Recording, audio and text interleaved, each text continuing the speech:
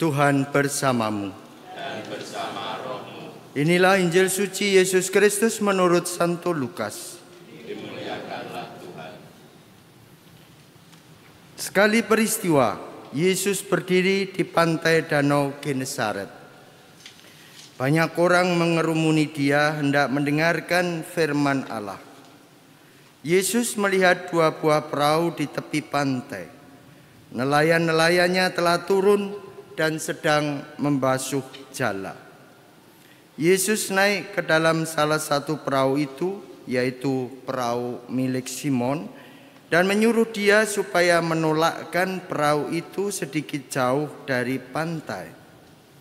Lalu Yesus duduk dan mengajar orang banyak dari atas perahu.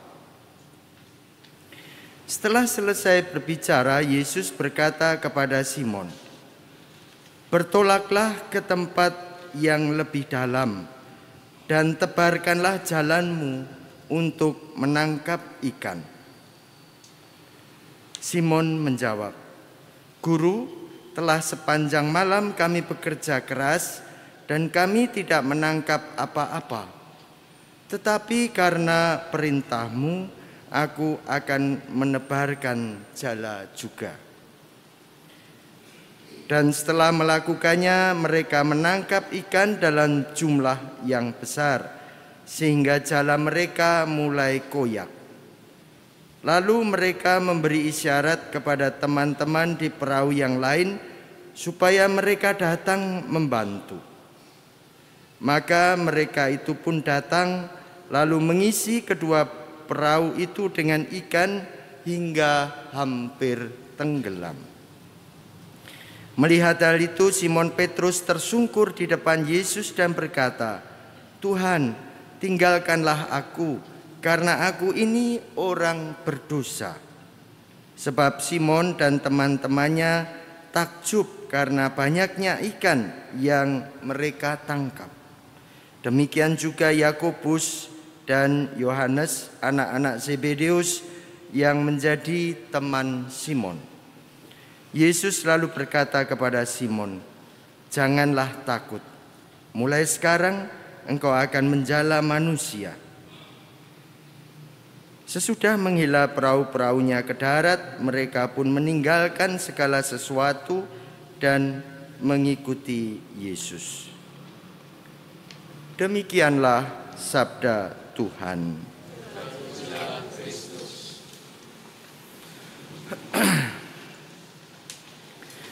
Ibu, bapak, dan saudari-saudara yang terkasih,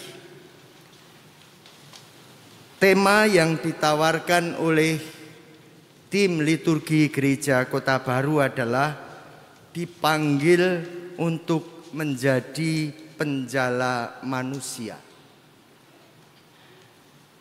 Tidak sulit untuk mengira-ira mengapa pilihan ini yang diambil. Frase dipanggil diambil dari bacaan pertama. Kisah tentang Nabi Yesaya yang pada awalnya merasa tidak layak. Istilah yang dipakai najis bibir. Artinya kata-kata yang dia miliki tidak selalu sesuai dengan perbuatan. Ada ketidakselarasan antara kata dan perbuatan. Dan karena itu dia merasa tidak layak mengikuti panggilan Tuhan. Tetapi kemudian karya Tuhan ada pada dia, sampai kemudian Yesaya merasa mantap, merasa mendapat kekuatan baru. Dan kita dengar tadi dari bacaan pertama, dia akhirnya menawarkan diri, "Inilah aku, utuslah aku." Kemudian frase menjadi penjala manusia juga tidak sulit kita temukan, diambil dari bacaan Injil. Kisah tentang Simon Petrus yang seperti Nabi Yesaya merasa sebetulnya tidak layak, karena dalam hati sebetulnya meragukan permintaan Yesus yang meminta dia untuk bertolak lebih dalam. Dan dengan bisa dibayangkan dengan agak enggan dia menuruti perintah Yesus, menarik perahunya lebih ke dalam, dan akhirnya menemukan atau memperoleh ikan yang banyak. Dan dengan itu dia merasa malu, merasa tersungkur karena ketidaklayakannya. Dan Yesus membesarkan hati dia, mengatakan, engkau akan menjadi penjala manusia. Ibu bapak dan saudari-saudara yang terkasih, kedua kisah perjanjian dalam bacaan pertama dari perjanjian lama dan bacaan Injil dari perjanjian baru sebetulnya melukiskan perjuangan dari mereka yang mengikuti Tuhan. Nabi Yesaya dan Simon Petrus dalam keterbatasannya dan sekaligus juga ketidaklayakannya.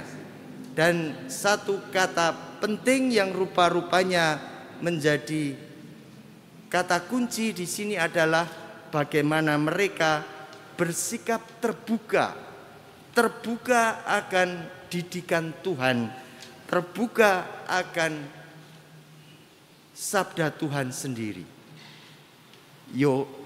Yesaya yang kemudian merasa tergerak dan berani menjawab panggilan untuk diutus, juga Simon Petrus yang merasa tergerak untuk kemudian berani mengikuti teladan dan perintah Yesus. Kisah tentang Nabi Yesaya dan Simon Petrus sebetulnya juga mewakili pengalaman kita. Pengalaman kita yang mengikuti Tuhan, yang dalam banyak hal sering merasa tidak mampu, merasa tidak layak, merasa tidak yakin, merasa tidak bisa, yang kemudian selalu diikuti dengan banyak alasan untuk tidak mau melibatkan diri. Dan kita dengar bagaimana sebetulnya Tuhan bekerja bagi mereka itu, termasuk kepada kita, bekerja bagi kita. Bacaan kedua merangkum semuanya itu. Mengapa mereka kemudian akhirnya berani menjawab, ya, utuslah, ini aku, utuslah aku. Dan bagi Simon Petrus menjadi penjala manusia. Kata kuncinya adalah pengalaman disentuh, pengalaman disapa Tuhan. Atau dalam bacaan kedua tadi kita dengar pengalaman menemukan atau pengalaman memperoleh penampakan Tuhan. Kadang kita muncul dalam benak penerima penampakan Tuhan, kita ketemu dengan figur Yesus secara fisik. Saya rasa tidak perlu sejauh ini. Gambaran memperoleh penampakan Tuhan adalah perasaan saya disapa, perasaan saya disentuh, perasaan batin, perasaan saya merasa diterima, perasaan saya merasa direngkuh, perasaan saya ini diterima sebagaimana adanya. Dan itulah yang juga sebetulnya menguatkan yang kita dengar dalam bacaan kedua tadi, Paulus yang sebetulnya akan mengejar-ngejar Yesus, tetapi kemudian disentuh, disapa, memiliki pengalaman rohani, pengalaman batin, akhirnya kemudian siap berjuang. Dan seperti Petrus, Paulus juga menjadi penjala manusia menarik orang untuk datang kepada Yesus. Ibu bapak dan saudari-saudara yang terkasih, bacaan-bacaan yang kita dengar hari ini bagi saya sendiri sangat menyentuh. Di satu pihak menunjukkan keberadaan kita sebagai pengikut Tuhan, pengikut Kristus yang dalam banyak hal sering merasa tidak layak, tetapi dalam banyak hal juga merasa dikuatkan, diangkat, digerakkan, diberi semangat untuk terus maju. Pengalaman bahwa Tuhan berkarya di dalam diri kita untuk menjadi penjala manusia yang dalam arti tertentu sebetulnya mengundang dan menarik orang supaya bisa bertemu dan mengalami Kristus sendiri. Tadi di awal Ekaristi kita mendengar pengumuman yang dibacakan oleh dalam pengumuman tadi, tawaran-tawaran untuk menjadi ikut dalam PIA, ikut dalam Ekaristi anak muda, untuk aksi panggilan dan seterusnya. Semuanya itu sebetulnya sebuah tawaran. Kita ini kadang-kadang tidak terlalu peduli dengan semuanya itu karena sibuk dengan diri sendiri, apalagi merasa tidak layak. Tetapi sebetulnya ini adalah juga sebuah panggilan, sebuah undangan. Mari kita menanggapi tawaran Tuhan ini untuk tidak hanya menjawab apa yang diharapkan Tuhan, tetapi juga menarik banyak orang untuk semakin mengenal Tuhan. Ibu bapak dan saudari-saudari yang terkasih, di pertengahan Januari kemarin, kalau ibu bapak suka bersilancar dalam YouTube, akan menemukan satu potongan video kisah dari Paus Fransiskus yang sekarang masih bisa ditemukan kalau mau melihat. Paus Fransiskus ini suatu saat menyampaikan, saya ingin pergi naik kereta bawah tanah. Dan semua bingung pengawalnya, ini repot dengan banyak orang, nanti semuanya akan berhenti dan Paus sendiri kalau berjalan kan masih juga butuh bantuan ini dan itu. Lalu mereka mengatakan, enggak usah Paus, nanti repot ini dan itu. Tapi Pausnya, justru itu yang saya mau. Saya ingin ketemu orang, saya ingin menyapa orang, dan saya ingin orang ketemu saya. Dan itu sungguh terjadi. Pasti dengan protokoler yang sangat ketat, dan dikisahkan bagaimana Paus Fransiskus ini di